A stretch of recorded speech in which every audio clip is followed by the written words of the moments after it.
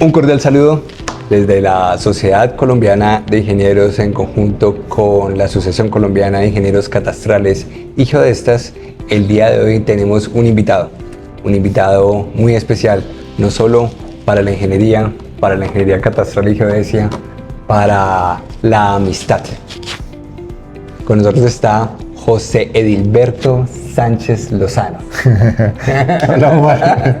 ¿Cómo estás? Bien. No puedo decirte que grato verte porque nos vemos muy seguido.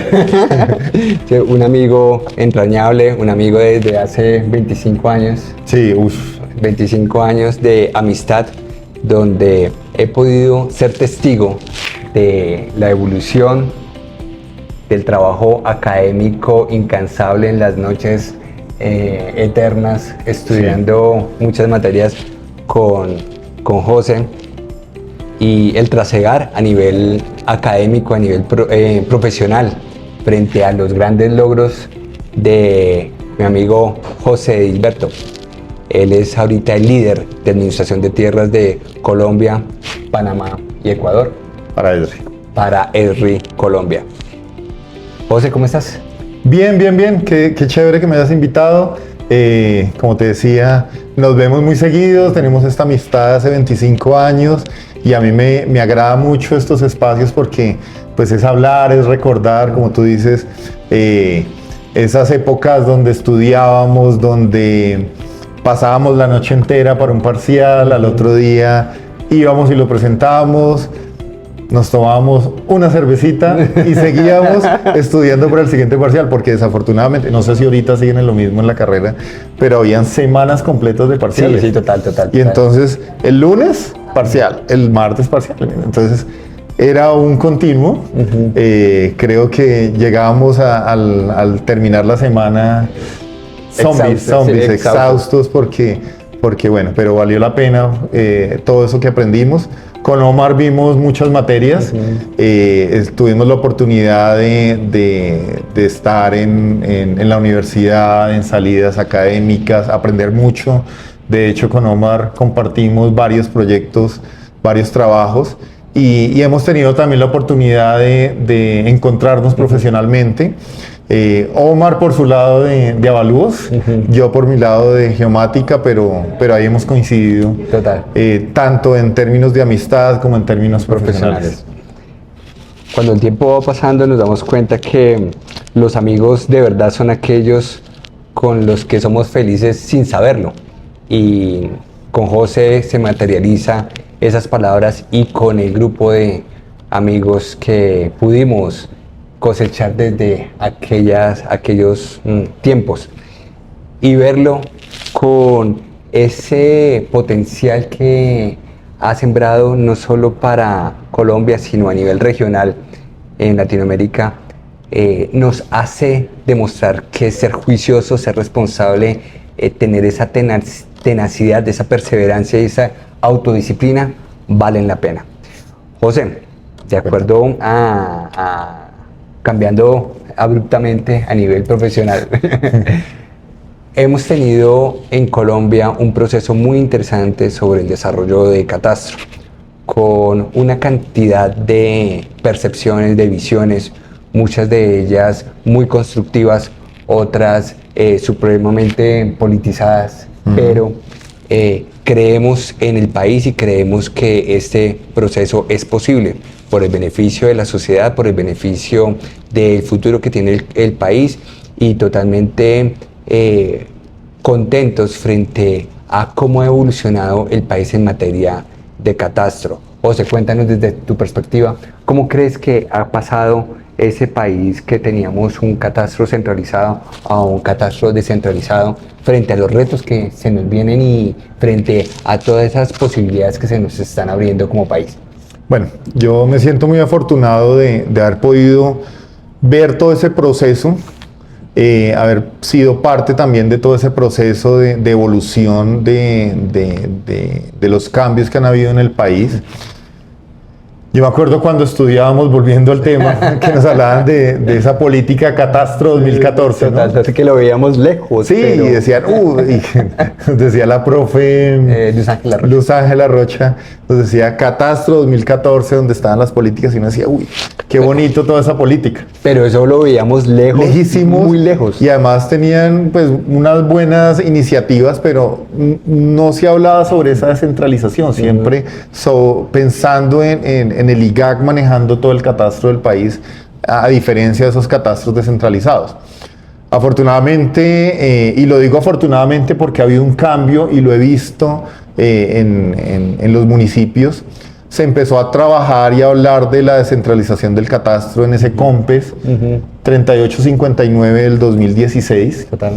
Y ahí se empezó a hablar sobre esos cambios que podría tener el catastro en el país, en esos pilotos que se empezaron a hacer basados en este COMPES, donde se hablaba sobre la transformación y cómo aportar al país a partir de hacer unas actualizaciones catastrales.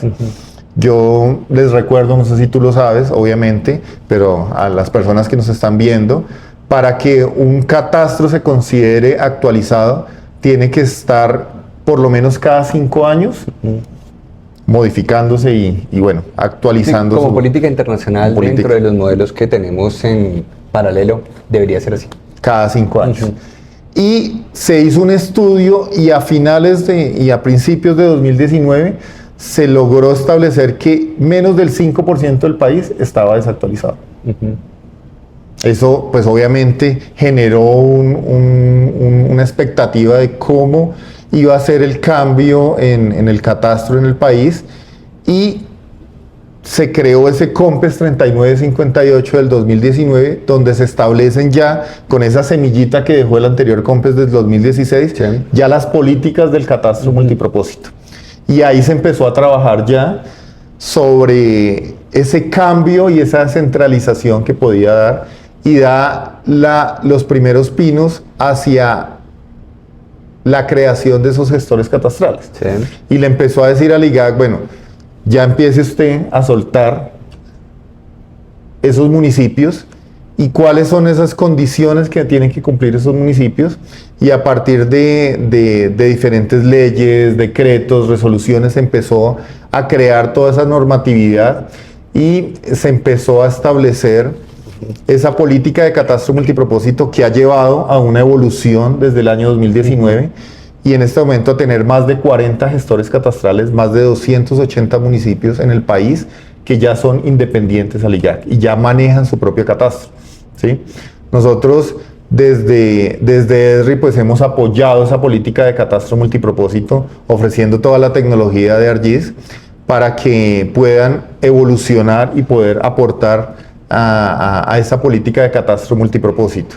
Se ha visto una evolución grande porque, pues, para ser claro, el IGAC no podía con toda la cantidad de municipios que tenían, y al descentralizarse el catastro y al poder entregarle el catastro a cada uno de los gestores, le dice a los municipios: sean responsables y sean ustedes conscientes de que si actualizan el catastro, son capaces de poder tener un recaudo del impuesto predial mayor, poder saber específicamente sus bases de datos catastrales que pueden crecer, aumentar los números de predios, aumentar el avalúo de su municipio, nuevamente el recaudo, y saber específicamente cómo está conformado su municipio. Cuando yo hablo de catastro multipropósito, no solo es para recaudo de impuesto predial, también es para poder tener y tomar decisiones frente al municipio. Entonces, yo sí sé específicamente cuántos predios tengo dentro de mi municipio, cuánto vale mi municipio. Yo puedo tomar decisiones políticas, decisiones de planes de ordenamiento territorial enfocados a construir nuevos hospitales, construir nuevas vías, construir nuevos centros comerciales, nuevos colegios, porque yo sé específicamente y geográficamente dónde está mi población y dónde está mi municipio. Uno de los errores más frecuentes que tenemos frente a la politización de argumentos que no son técnicos, sino más de recaudo electoral en el ataque ácido frente a este esfuerzo tan grande que está haciendo el país, es asociar siempre la palabra catastro a impuesto, cuando catastro es el conocimiento del territorio, el conocimiento que permite la toma de decisiones a futuro frente a cómo utilizamos los recursos, cómo se puede generar la política de salud, de vías, de infraestructura, de redes eléctricas, de elementos para poder captar radiación solar, hasta para las políticas ambientales, de protección, conservación y promoción de economías alternativas a las que tenemos actualmente.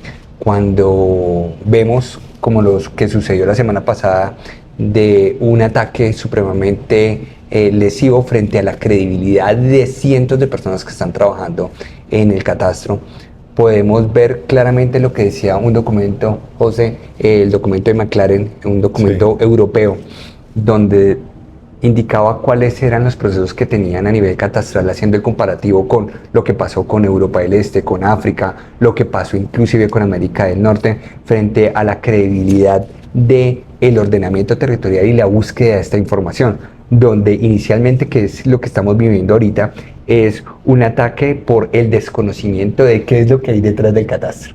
Y hay una curva de incredulidad, y va subiendo a medida que se van mostrando los resultados y a medida que se van demostrando que el catastro tiene un componente social muy sensible, y que si no lo transmitimos de una manera que sea coherente frente a las expectativas que tiene la política pública, vamos a generar más obstáculos que visión de país. Actualmente, José, dentro de su liderazgo en política de tierras, en administración de tierras, se le formuló la siguiente pregunta, y era: frente a los datos abiertos que tenemos en el país, ¿cómo se puede realmente evaluar cuál ha sido el impacto que ha tenido Catastro en el recaudo de impuestos, en los avalúos, en la administración y en el fortalecimiento de ese recaudo de data, de información para la toma de decisiones? Y José nos va a contar hoy cómo nos fue con ese ejercicio. José, cuéntanos, ¿cómo les fue con el recaudo de esa información de varios años atrás, y qué ha pasado con esos gestores catastrales, esos municipios que no son gestores catastrales, esos municipios que utilizan software libre y software licenciado? Cuéntanos cuál fue el resultado. Bueno, nosotros estamos trabajando, de hecho, en un estudio en el que se revisaron datos relacionados con datos de recaudo de impuesto predial, como tú dices, de gestores y no gestores catastrales. Estos datos fueron obtenidos de sitios públicos, de los mismos gestores catastrales, del mismo IGAC. Ahí vemos específicamente una curva que nos dice que los gestores catastrales han tenido un aumento en el recaudo de impuesto predial, incluso desde el segundo año, al ser gestores catastrales. Se hizo la comparativa frente a los municipios que no son gestores catastrales, una muestra de alrededor de 150 municipios que no estaban siendo gestores catastrales y que obviamente seguían recaudando el impuesto predial, y la curva lógicamente es ascendente, cada año se recauda un poco más, pero se nota un poco más marcado al ser gestores catastrales. También se hizo una comparativa entre municipios y gestores catastrales que utilizan tecnología ARGIS frente a gestores catastrales que no utilizan tecnología ARGIS, y hay una tendencia también marcada hacia futuro, también a partir del año 2, a partir del año 3, de los gestores catastrales que han utilizado la tecnología ARGIS. Esos son los datos que son públicos, que obviamente son también entregados a la Asociación Colombiana de Ingenieros Catastrales y Geodestas para que también los analicen y puedan también sacar sus propias conclusiones. Creo que Omar va a también... Vamos a hacer esa publicación, ahí sacaste esa chiva, vamos a sacar una publicación de un análisis de esos datos frente a qué tan cierto es los resultados que estamos viendo de los municipios, de la gestoría y de la evolución del catastro frente a la evolución del manejo del software, la evolución en el manejo de los datos, la subutilización incluso en algunos sectores de el potencial de información que se está recolectando en el país, y también ante todo cuáles son esos retos a los que nos vamos a enfrentar en los próximos años con el desarrollo de las nuevas tecnologías. En efecto, hay una brecha entre el software licenciado y el software libre, y es totalmente claro para el público que utiliza este tipo de herramientas. Pero a medida que se va avanzando, esta competencia hace que los procesos sean más eficientes, más económicos en términos de análisis financiero de los proyectos por flujo de caja, porque se pensaría, José, que utilizar el software licenciado es muy costoso. Cuéntanos cómo se puede analizar eso frente a los resultados que ustedes encontraron. Sí, obviamente el licenciamiento de ARGIS es un licenciamiento corporativo que se da a los municipios. Nosotros desde ESRI tenemos unos beneficios especiales para municipios pequeños, incluso por cercanos al 70% de descuento de licenciamiento, y eso pues nos ayuda también a disminuir esa brecha entre lo que piensan las personas que dicen, bueno, al ser un software licenciado tiene un costo frente a un software libre. Sin embargo, esos beneficios que se dan entre invertir en este licenciamiento frente a los beneficios que me están dando, el retorno a esa inversión a lo largo de 1, 2, 3 años, me redunda en cómo yo, como municipio, al hacer esta inversión, puedo trabajar los datos y poder beneficiarme de esa inversión que tengo. Hay algo claro, y es el software libre tiene unos desarrollos particulares. Nosotros ya hemos venido trabajando en madurar estos desarrollos, en tener un software de gestión catastral con una madurez de más de 8 o 9 años desde ese inicio de la política de catastro multipropósito, y a partir de eso puede darle esos beneficios a los municipios para que puedan trabajar efectivamente en esos procesos, esos flujos de trabajo que ayudan a beneficiarse. Claro, porque es que esto, dentro del manejo de los procesos de ingeniería de gran alcance, de gran envergadura en diferentes países, se ha notado, el software libre y el software licenciado no es que sean enemigos, No. Generan una relación colaborativa e integrativa donde se puede beneficiar de acuerdo al tipo de usuario y de acuerdo al tipo de resultado que se quiere para determinado tipo de proceso. En una de las entrevistas que tuvimos con uno de los colegas que vive en Canadá, él nos hablaba sobre la soberanía de los datos de los países y por qué era tan importante tener el desarrollo tanto del software libre y cómo eso beneficia en la creatividad y en la puesta en marcha de muchos proyectos, pero en proyectos que son específicos, que requieren la respuesta inmediata. Proyectos que requieren que se le dé atención frente a desafíos que son ya de una envergadura muchísimo más grande. Esa competencia hace que software como el que tú representas genere muchos beneficios en tiempos mucho más cortos. ¿Qué opinas de eso? Sí, hay que trabajar el tema. Efectivamente, cuando yo tengo un software que lleva muchos años en desarrollo, que tiene un equipo de soporte, que tiene unos profesionales que están capacitados y que ESRI Colombia nomás somos más o menos unos 400 personas, 400 empleados, colaboradores, como se llaman acá, trabajamos de la mano con Esri Internacional y tenemos toda esa experiencia para poder brindarle a nuestros clientes. Es software que ha venido desarrollándose a lo largo de muchos años, que cuenta con todo el soporte, que de hecho hay muchas de las tecnologías que se han desarrollado pensando en Colombia. Hay una anécdota que yo cuento mucho y es un ingeniero cuando cambió el tema de los orígenes de coordenadas en el país. Al origen único del CTM12. El CTM12. Entonces se envió a Estados Unidos un ingeniero para que le dijera a los ingenieros de Esri ingrese esto dentro del software ArcGIS.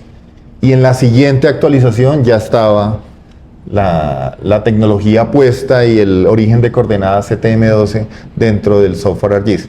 Entonces, poder tener esa capacidad y poder tener la configuración de herramientas sin tener el desarrollo, como tú dices, con respuesta rápida, poder tener diferentes herramientas para campo, para oficina, para publicación disponibles, no tener que desarrollar herramientas.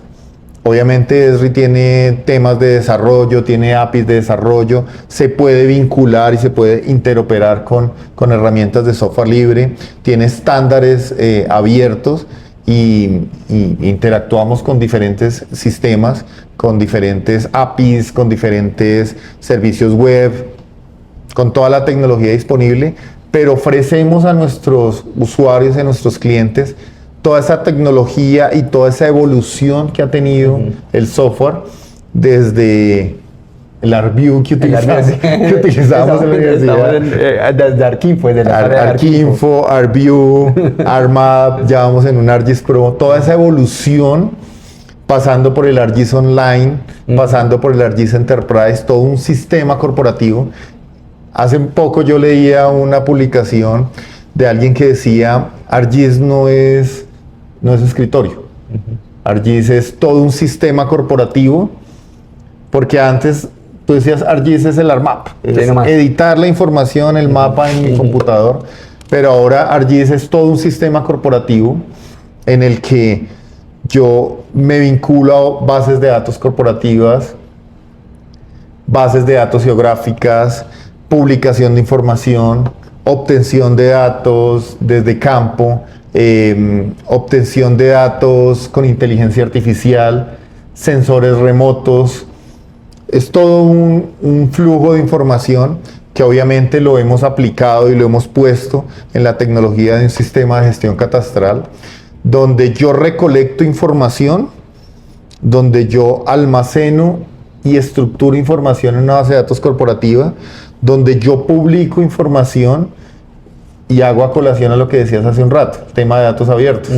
Entonces yo publico información y esa política de catastro multipropósito que me dice, hay un proceso que se llama difusión de información, información catastral. Entonces yo publico información a través de portales de datos abiertos, a través de visores geográficos, a través de tableros de control, a través de sitios, y todo asociado a una información que está almacenada en mi base de datos catastral y asociado a una base de datos catastral que está continuamente actualizándose con los datos que desde oficina me están ingresando el abogado, el radicador, el coordinador, que me están trayendo los datos en tiempo real que yo estoy recolectando desde oficina. Entonces es todo un flujo de trabajo de campo, de oficina, de publicación, de control de calidad, de sensores de remotos, de inteligencia artificial,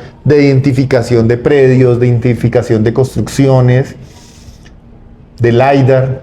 Es todo un flujo de trabajo y es todo un ecosistema, una plataforma geográfica, una plataforma corporativa que le dice a los usuarios y a los clientes, utilicen toda esta tecnología. Y desafortunadamente, nuevamente lo digo, no me gusta hablar de la competencia, pero cuando yo voy a un cliente y un cliente me dice, es que acá tenemos una tecnología que usábamos antes, pero uno nos da este pedazo, el otro nos da este otro, pero no tenemos un solo ecosistema que nos reúna todo y que sí lo hace la tecnología y la plataforma ArcGIS. Hemos llegado a varios gestores catastrales, tenemos un gran ejemplo y es Alcaldía Villavicencio, que siendo gestor catastral inició con una tecnología diferente y tuvo un atraso en sus procesos de recaudo, no de recaudo, sino de consolidación de la información, de consolidación y difusión. Y difusión de la información, la conservación, los datos. Y cuando ingresó ArcGIS, han tenido un aumento en cómo todos esos trámites han podido evolucionar. Entonces, Villavicencio, Cúcuta, Barranquilla, Bogotá, Cali, Medellín, que utilizan toda la tecnología ArcGIS, se han visto beneficiados por todos estos flujos de trabajo.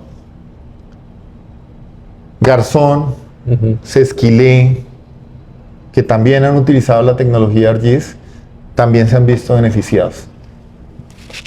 José ha hablado sobre un tema que para la Asociación Colombiana de Ingenieros Catastrales y Geodestas ha sido muy importante frente a los procesos de catastro, y es la difusión.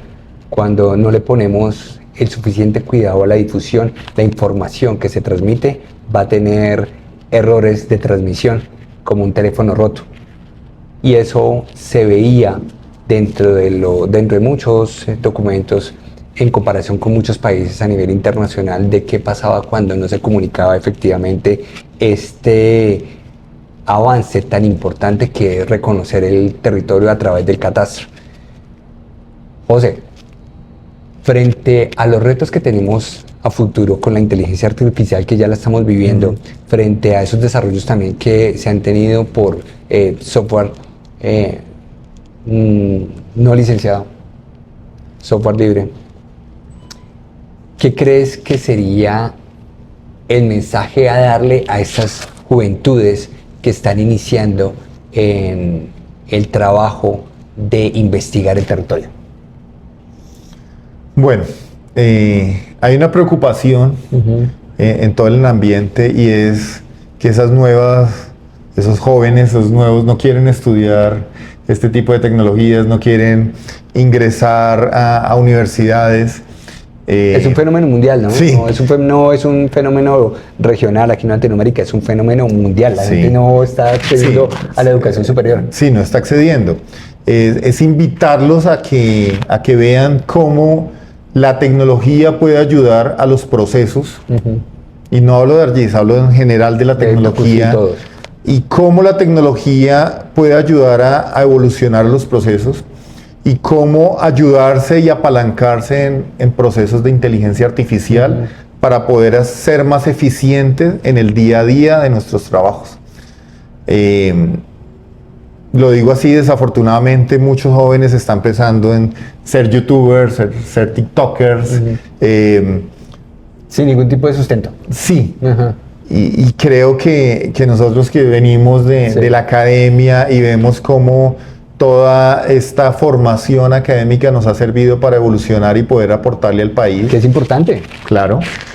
Los invitamos a que vean cómo hay un proceso apoyado en la academia, apoyado en esas nuevas tecnologías, y cómo podemos aportarle al país, independiente de catastro, independiente de gobierno y todo, cómo podemos aportarle al país nuestro conocimiento desde la academia, desde la parte profesional. Acá hay mucha gente inteligente en este país, mucha gente emprendedora, mucha gente capaz, y que pueda ser capaz, como tú dices, de mostrar todo su potencial. Pero yo creo que hay un sustento fuerte en la academia. Ahí en algún momento decían, ¿para qué me sirve las diferentes materias que yo veo en la universidad? Sí, lo veíamos como desconectado, pero cuando ya salimos nos damos cuenta que todo tiene sentido. Claro, o sea, tanto la parte de ciencias naturales, como la parte de ciencias humanas, como la parte de la física, la parte de la matemática, el cálculo, todo yo lo encuentro útil dentro de mi parte profesional. Y invitamos a esos jóvenes a que ingresen a la academia, a que vean cómo puedan aportar a este país, porque la tecnología pues está ahí. Ahí está. Y no es solo decirle a ChatGPT, hágame la tarea, o dígame, o para qué yo estudio si más adelante va a haber una inteligencia artificial que... Todo lo contrario. No, al contrario. Todo lo contrario. Eso es simplemente una herramienta más para poder aportarle y poder evolucionar hacia todo el progreso que necesita este país. Maravilloso, José. Bueno, y para finalizar, 2 preguntas, José. La primera, ¿qué profesor crees que te marcó frente a lo que estás desarrollando hoy en día en la vida profesional del pregrado? Bueno, claramente Iván Lizarazo es una persona Total. que marca y nos marcó a muchos estudiantes de esa generación y bueno, de muchas generaciones. Y si nos está viendo, un saludo, profe. Muchas gracias Y nos por todo. saluda. Hace rato no lo veo, profe Iván, pero siempre lo recuerdo porque Iván pues nos enseñó metodología, nos enseñó ser ordenados, nos enseñó responsabilidad Sí. y tener siempre Sí. al frente y con una visión clara hacia dónde queríamos estar. Totalmente. Y creo que eso nos marca y nos ha Total. marcado a todos. Totalmente de acuerdo. Y un recuerdo de esa juventud de estudiante.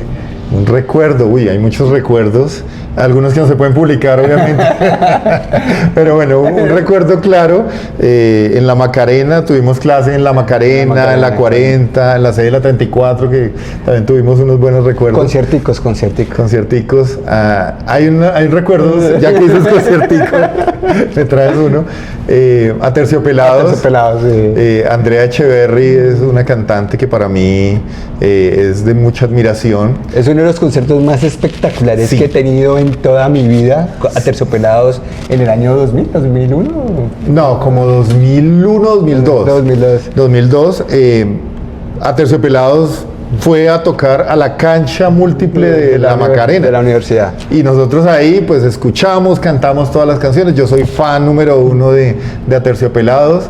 Y yo dije, voy a empacar mis álbumes a ver si de pronto me los autografea. Y la tenacidad de ese chavo hombre aquí con José fue a buscar a Andrea. ¿Y Andrea qué hizo? Entonces yo fui con un autógrafo, Andrea, un autógrafo. Y entonces Andrea, pues todo el mundo le estaba pidiendo autógrafos y cuando vio que yo tenía el álbum original, me dijo, y se subió al carro, agarró el álbum Caribe Atómico por la ventana y empezó a autografiarlo. Pero yo dije, se demora mucho. Y cuando me lo devolvió y cuando abrí, era una sirena dibujada y me decía Andrea José. Fue un bonito recuerdo porque ahí tengo, es uno de mis tesoros, el CD de álbum de Caribe Atómico con el autógrafo de Andrea Echeverry. Los ingenieros tenemos alma también. Sí. Desde la Asociación Colombiana de Ingenieros Catastrales, desde la Sociedad Colombiana de Ingenieros, un agradecimiento muy profundo a José, agradeciéndoles por el apoyo del concurso internacional de geotecnologías, donde estamos poniendo en marcha la idea de proponer una solución social, ambiental o de infraestructura, ya sea con software libre o software licenciado, y démosle herramientas a este país para seguirlo construyendo, para seguir adelante y para seguir motivando a estas generaciones que tanto necesitamos para el desarrollo de esta sociedad. José, muchísimas gracias. Omar, muchas gracias a todos los que nos están viendo.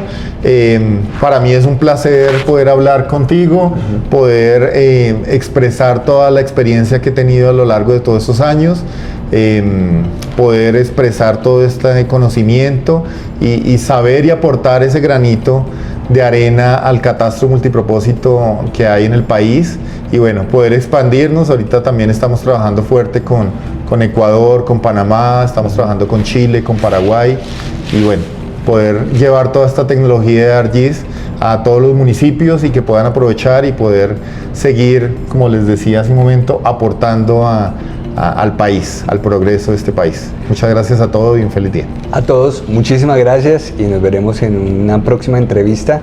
José, muchísimas gracias. Gracias. Feliz día. Ok. Y nos vemos por ahí. Sí. Nos vemos. Vale, chao.